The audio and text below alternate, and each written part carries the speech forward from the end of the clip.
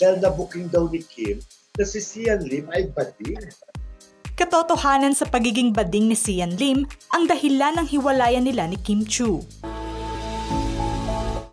Usap-usapan pa rin hanggang sa ngayon ang hiwalayang Sian Lim at Kim Chiu sa rasong hindi pa isinapubliko ng dating magkasintahan ang tunay na rason ng kanilang hiwalayan.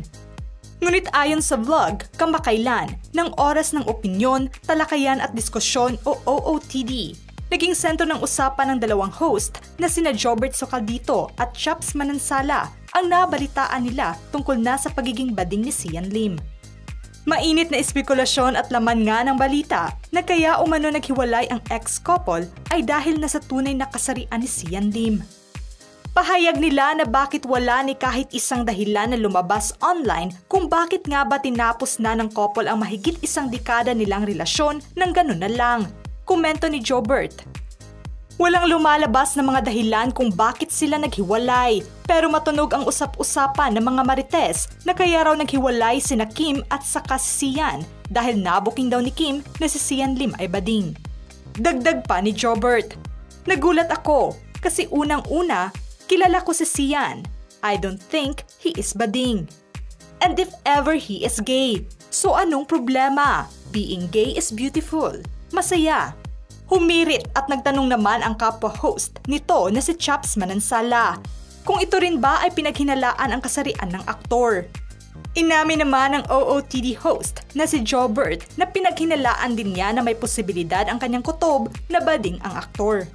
Bilang isa sa mga kaibigan at nakakakilala talaga sa aktor, inilahad ni Jobert na ayaw naman daw niya na maging hipokrito at sabihin kailanman ay hindi pumasok sa kanyang isipan na mapansin ang mga ikinikilos ni Sian noon pa man. Sa tinagal-tagal ba naman ang samahan nila na umabot na sa maraming away-bati nila sa mundo ng showbiz ay may mapapansin ka talagang kakaiba. Pero kailanman ay hindi naman daw niya naitanong ng harapan sa aktor at tanungin ito tungkol na sa tunay na kasarian nito. Ngunit puntong paglilinaw nito.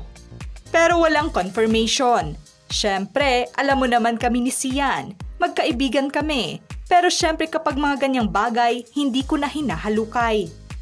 Isa lamang daw ito sa mga napabalitang rason ng hiwalayan ng dating magkasintahan.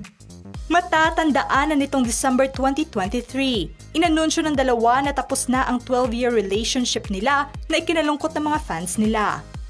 Kung mapatunayan man na isa ito sa tunay na rason ng hiwalayan nila ni Kim, ay wala naman daw masama kung nabuking man ito na isa itong bading.